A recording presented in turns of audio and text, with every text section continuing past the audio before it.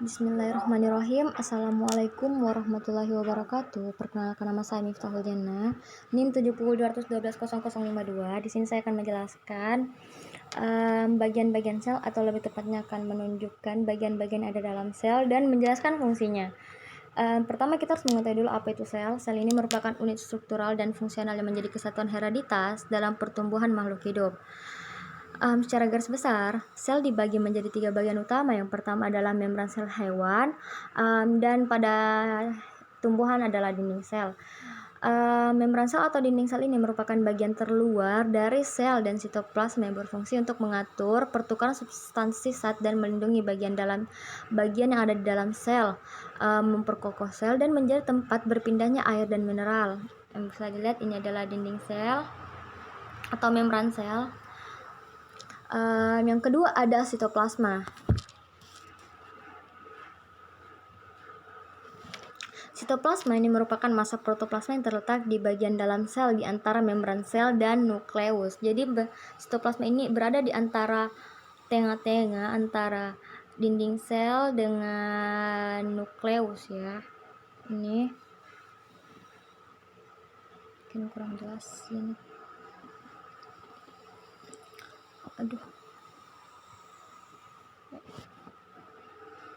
Ini sitoplasma, bisa dilihat ini ya, ini adalah sitoplasma.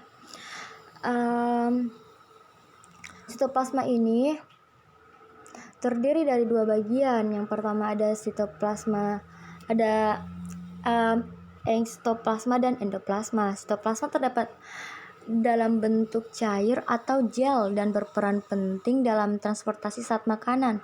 Di dalam sitoplasma ini terdapat organel-organel sel yang memiliki fungsi-fungsi tertentu. Sitoplasma ini terdiri dari matriks dan enklosia sitoplasma. Yang terakhir ada inti sel atau nukleus. Ini adalah nukleus, merupakan satu organel terbesar yang dilindungi oleh membran nukleus. Jadi ini adalah nukleus. Kita lihat di dalamnya ini adalah nukleus. Warna merah. Ini adalah nukleus. Nukleus ini berfungsi sebagai pusat pengatur seluruh kegiatan yang ada pada sel, mengendalikan reproduksi sel dan mengatur sintesis protein. Jadi ini ibarat otak yang ada pada sel. Selanjutnya kita akan menjelaskan tentang fungsi yang ada di organel-organel sel, bagian-bagian yang ada di dalam organel-organel. Jadi yang pertama ada retikulum endoplasma yang merupakan organel yang berbentuk saluran-saluran yang terhubung dengan inti. Ini adalah retikulum endoplasma berwarna kuning. Retikulum endoplasma ini terbagi menjadi 2, yaitu ada retikulum endoplasma halus dan retikulum endoplasma kasar yang merupakan tempat menempelnya ribosom. Jadi ini ribosom. Ini adalah ribosom ya. Ini ribosom yang berfungsi sebagai transport zat dan tempat menempelnya ribosom. Lanjut ada mitokondria. Mitokondria ini merupakan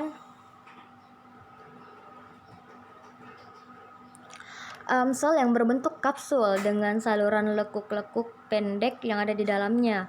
Mitokondria dilindungi oleh membran rangkap. Adapun fungsi dari mitokondria ini, yang pertama, dia respirasi sel dan pusat pembangkit tenaga.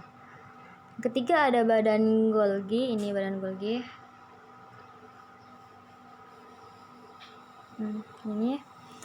Badan Golgi ini merupakan berbentuk bulatan yang memiliki fungsi-fungsi sebagai peran penting dalam sekresi zat, sintesis lisosom, mengangkut dan mengubah materi zat secara kimia, membentuk kantung pembungkus zat yang akan dikeluarkan, membentuk membran plasma, membentuk dinding sel, dan membentuk akrosom pada sperma, kuning, telur, dan lisosom. Yang keempat ada ribosom. Nah, ribosom ini merupakan organel sel yang terdapat di sitoplasma dan menempel di retikulum endoplasma kasar. Jadi ini adalah ribosom.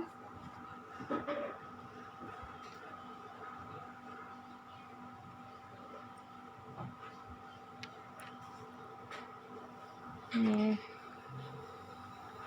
ribosom.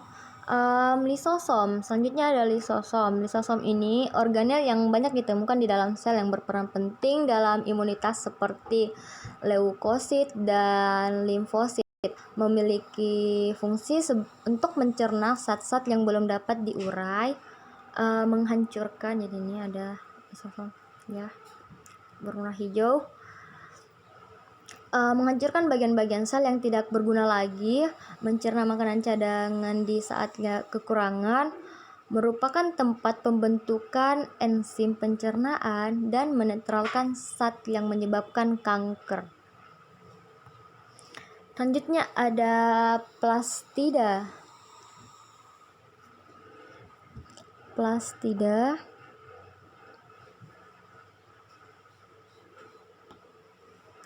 Plastida merupakan organel yang khas pada sel tumbuhan.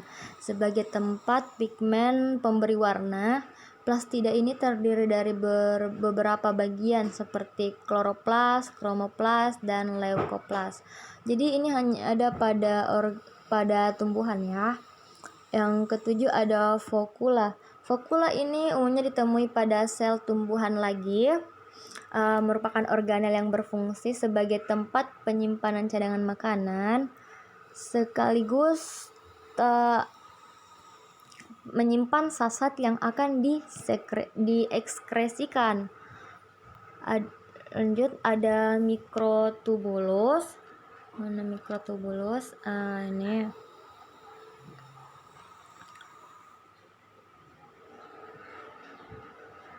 merupakan organel yang berfungsi sebagai kerangka sel dan berperan penting dalam pembentukan spindle benang-benang.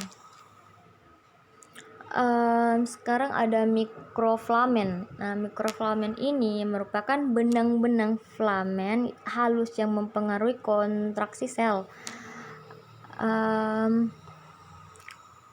Ini ada benang-benang halus. Mungkin sekian yang dapat saya sampaikan, kurang dan lebihnya mohon dimaafkan. Wassalamualaikum warahmatullahi wabarakatuh.